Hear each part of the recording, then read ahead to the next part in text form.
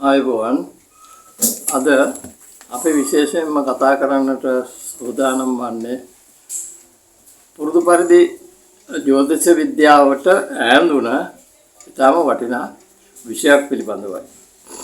ඔබ කවුරුත් දන්නා වාස්තු විද්‍යාව. නොහොත් ගෘහ නිර්මාණ ශිල්පය පිළිබඳව එහි ඇතුළාන්ත තොරතුරු මා දිගහැර දක්වන්නට සූදානම්.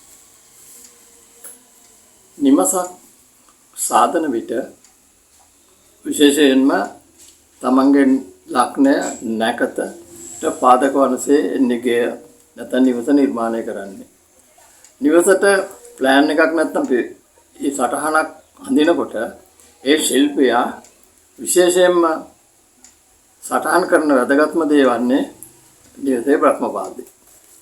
එතකොට මේ බ්‍රහ්මපාදය කියන එක නිර්මාණය වෙලා තියෙන්නේ ගයක් කොටස් හතරකට බෙදනකොට ප්‍රේතපාදය, මනුෂ්‍යපාදය, දේවපාදය සහ බ්‍රහ්මපාදය යනුවෙන්. එතකොට බ්‍රහ්මපාදය සෑදෙන්නේ අපි උදාහරණයක් වශයෙන් ගයක දිග අඩි 40ක් නම් භාගෙ 20යි. අපි 20ක් අඩි පළල ගත්තොත් 10යි. එතකොට මෙන්න මේ තීරු හතර වෙන් වෙලා එනකොට මැදට එන කොටසට තමයි මේ බ්‍රහ්මපාදය කියලා කියන්නේ. බ්‍රහ්මපාදය පිළිබඳ දීර්ඝ විස්තර මහ විශාල සංඛ්‍යාවක් තියෙනවා. මම මුලින්ම සඳහන් කරන්නට කැමති මේ වාස්තු විද්‍යාව ලංකාවේ පොළොන්නරු යුගයේ සිටි අනවමදර්ශී නාහිමියන් විසින් දක්වලා තියෙනවා දෛවඥ කාමදේනුව කියන සංග්‍රහය. ඊට පස්සේ පොළොන්නරු යුගයෙන් පස්සේ වාස්තු විද්‍යාව පිළිබඳ ලියවුණු පාරම්පරික පත්තිරු ජන කෞතුකාගාරය තියෙනවා අතිවිශාල සංඛ්‍යාවක්. ඒ වගේම හරමානිසප්පුහාමි විසින් මේ වාස්තු විද්‍යාව පිළිබඳව ගෘහ නිර්මාණ ශිල්පය නොත් වාස්තු විද්‍යාව පිළිබඳව පොතක් ලියලා තියෙනවා. ඒ පොතෙන් පසුව විවිධ කතුවරුන් විසින් මේ බ්‍රහ්මපාලය පිළිබඳ විස්තර දක්වලා පොත්පත් ලියලා තියෙනවා. අද විශේෂයෙන්ම මා කතා කරන්නට සූදානම් වන්නේ ඔබේ ගේ පිළිබඳව. ලංකාවේ පැරණි කාලේ වලව් තිබුණා. මේ වලව් වල මැද මිදුල සකස් කරගෙන තිබුණේ වී වේලන තැන නොත් මැද මිදුල විශේෂයෙන් මේකට සූදානම් කරගෙන තිබුණා. මේක ඉතිහාසයේ ඈතට දිව ගියොත් රජුරෝ සිටි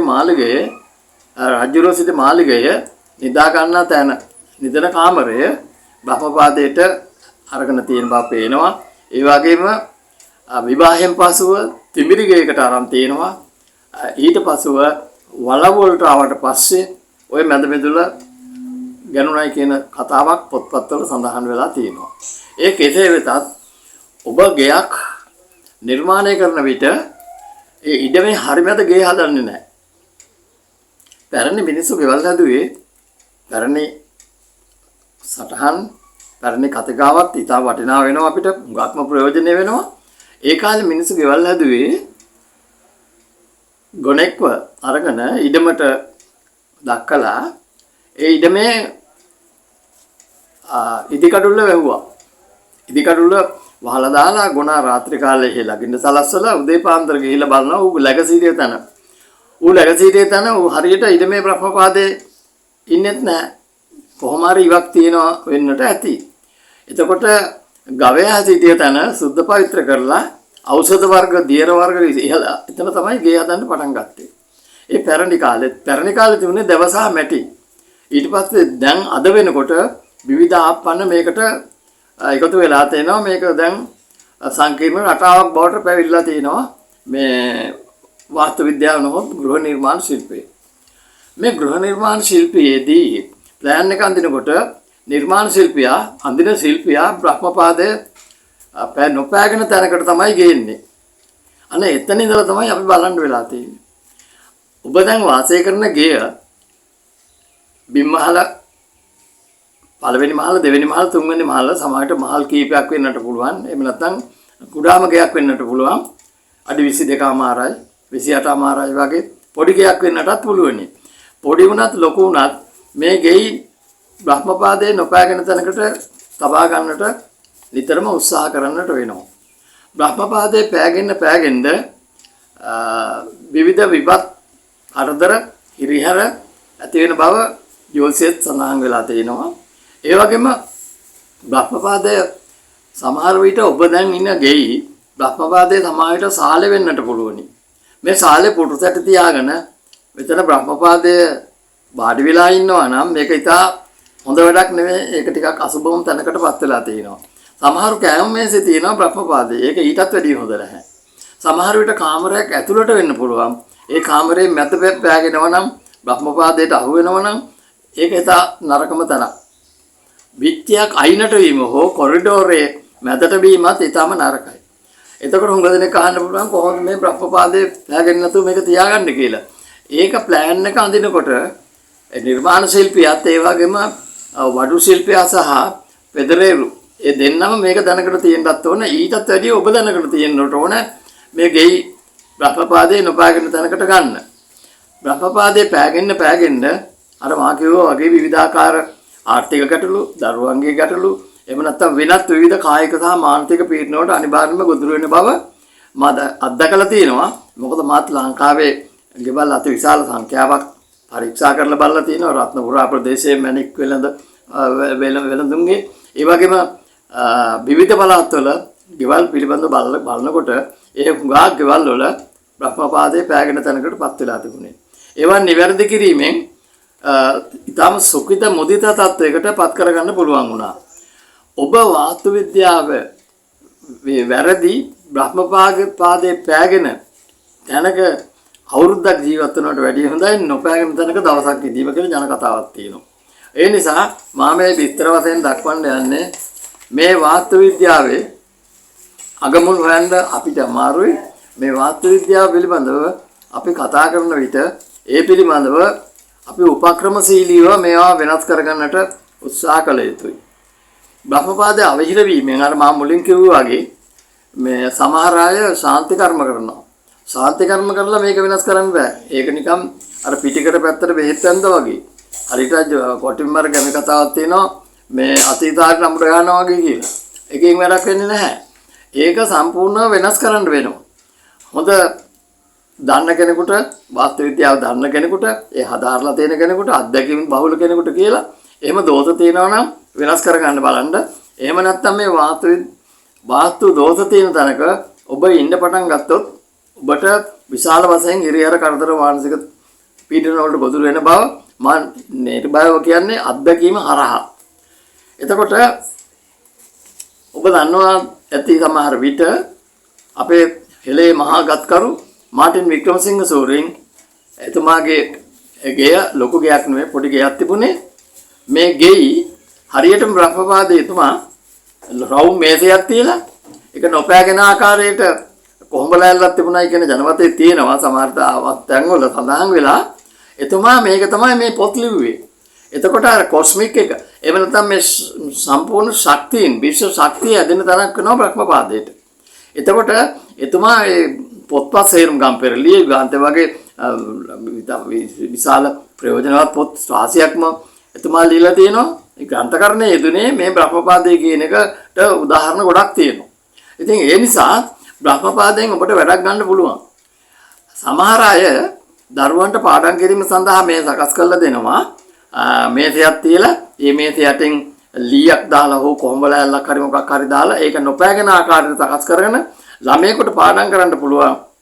නම් පාඩම් කරන්න දුන්නොත් යන්ත්‍රමන්ත්‍ර ගුරුකම් කිසිම දෙයක් ඕනේ නැහැ. සරස්වති දැන ඕනත් නැහැ. සරස්වති තෙල් අවශ්‍යත් නැහැ. සරස්වති ධූපය අවශ්‍යත් නැහැ. සරස්වති මන්ත්‍ර ඕනත් නැහැ. මේ ළමයට අපූර්වට ඉගෙන ගන්න පුළුවන් මායක අත්දැකීමෙන් මේ කියන්නේ. ඒ නිසා ඔබේ ගෙදර බ්‍රහ්මපාදයේ තුල නොපෑගෙන ආකාරයට ඒට හිරිහැරයක් නොවන ආකාරයට මේ මධ්‍යලක්ෂයේ දරුවෙකුට පාඩම් කරන්න දෙන්න. ඊටම හොඳට මේක සම්පූර්ණ පාඩම් කරලා ළමයි විභාග පාස් කරලා සමහරට සරසවිය යන්නත් පුළුවන් වෙයි. ඉතින් ඒ නිසා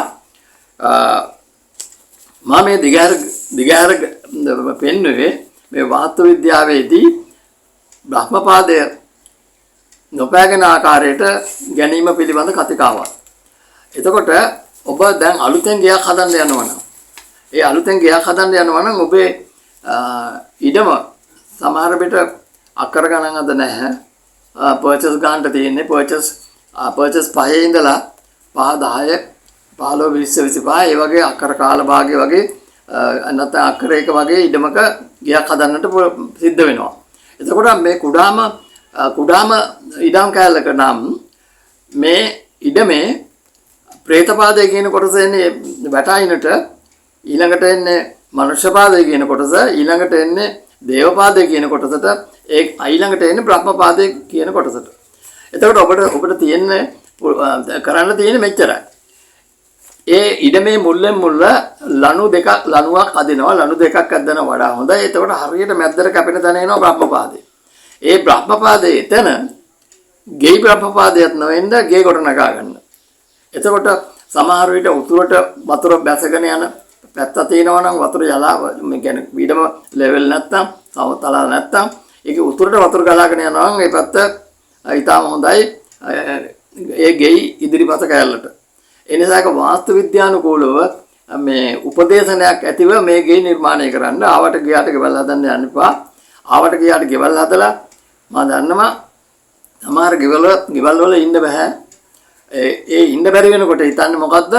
මේ ගෙට කවුරු හරි අනවින හදිහූනියම් කරලා.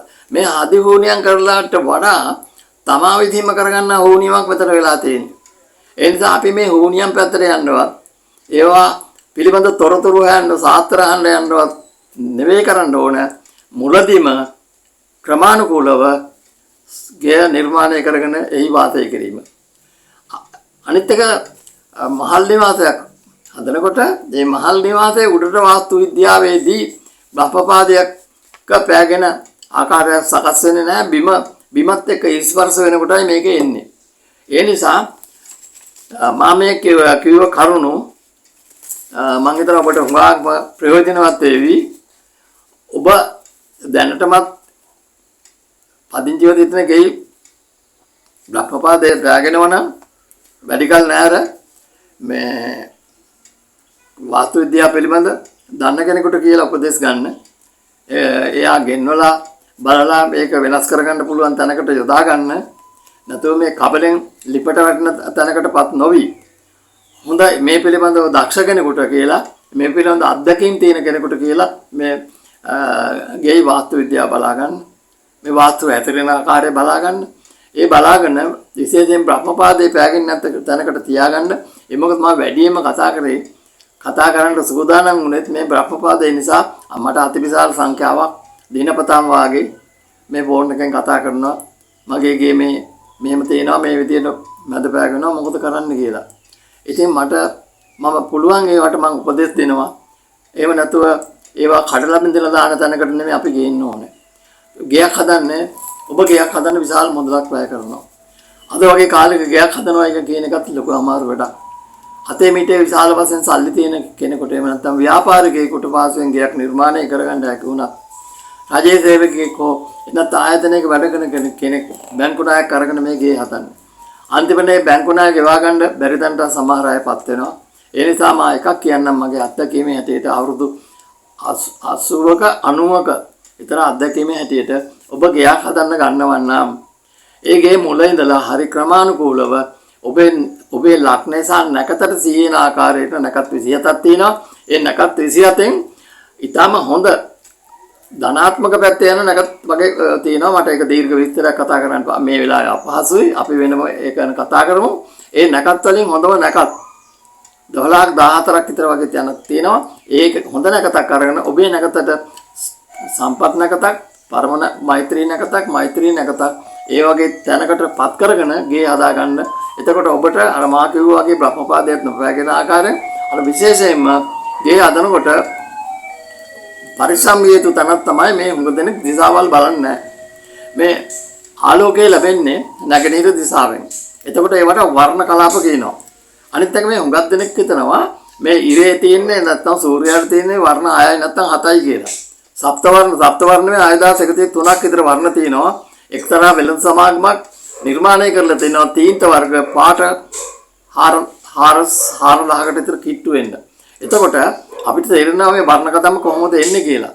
ඉරෙන් උදේට එන අල්ට්‍රා වයලට් රේස් නෝ නිල් පාට නැත්නම් රතු පාට එක්කලා එන 7:30 ගානට විතර එන මේ වර්ණ කලම්බ ඔබ හදලා තියෙන ගේක නම් විශේෂයෙන්ම දොරටු ජනෙල් ඇරලා තියෙන්න ඕන.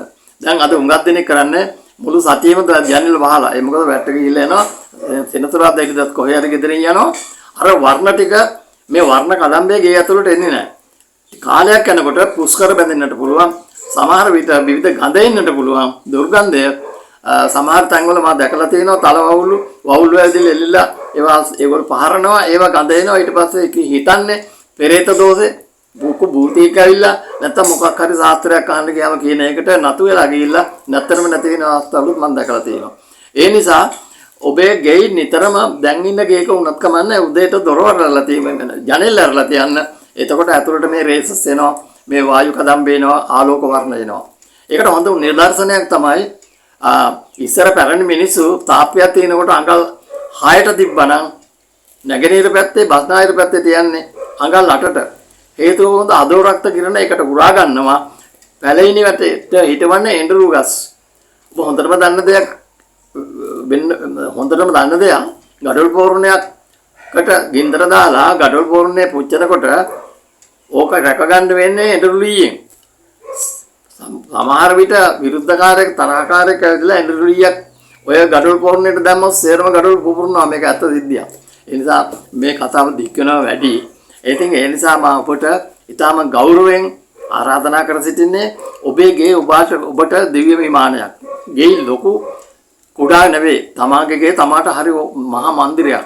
ඒ නිසා මේ කුඩා ගේ වුණත් ලොකු ගේ වුණත් ඔබ ජීවත් වෙනකොට විශේෂයෙන්ම බ්‍රහ්මපාදයේ නොපෑගෙන තැනකටපත් කරගන්න. එතකොට ඔබට අතේ මුදල් ඉතිරි වෙයි. ඔබේ දරුවගේ අධ්‍යාපනය, විවාහ කටයුතු මෙන්න සෞභාග්‍ය පිරි ඉතිරි යන තත්ත්වයකටපත් වෙනවා. ඒ නිසා අදට අපි නිමා කරනවා ඉදිරි දවසකදී අපි කතා කරමු මේ වාස්තු විද්‍යාවේ වෙන් වෙලා තියෙන මූලිකම අංශයක් වූ මේ අනිකර ගෙවල් නිර්මාණය. මේ ගෙවල් නිර්මාණය කිරීමේදී අනුගමනය කළ යුතු නැකත් මොනවද? එහෙම නැත්නම් ඒකට විශේෂාංග මොනවද එකතු කරන්න ඕනේ? මෙන්න මේ අනාදී දීර්ඝ විස්තරයක් අපි ඉදිරියේදී කතා කරමු. අද ඔබට මේ කතාවට අහුම්කම් දුන්නා නම් සමහර විට ඔබට තියෙන ගැටලු निराකරණය කරගන්න පුළුවන්. ඔබට ඊටාම බැරෑරුම් කියන්නේ මේ ඒක තෝර බේර ගන්න බැරි තැනකට ඔබපත් වෙලා තියෙනවා නම් මගේ අංකයට කතා කළොත් ඔබට උපදෙස් දෙන්නට පුළුවන්. ඒ කියන්නේ මේ උපදෙස් මම නැද්ද මට දෙන්නට පුළුවන් වෙන්නේ. ඉතින් ඒ නිසා ඔබට එහෙම ප්‍රශ්නයක් තියෙනවා නම් මොනවා හරි වැදගත්ම ප්‍රශ්නයක් ඔබ කැමති නම් මගෙන් අහන්න මම ඊට පිළිතුරක් දෙන්නම්. ඒ නිසා මම ඔබට ආරාධනා කරනවා ඔබේ ගේ දඬුවන්නේ පෑගේ තියෙනවා නම් කරුණාකරලා ඒ පෑගීම අයින් කරලා දාලා ඊටම හොඳ නිර්මාණශීලී අලුතෙන් පිපුදුණු මලක් මෙන් ජීවත් වෙන්නට සකස් කරගන්න ඔබේ ගේ ඔබට තෙරුවන් සරණයි දෙවි පීඨයි. ඉදිරි දිනයකදී අපි නැවත හමු වෙමු.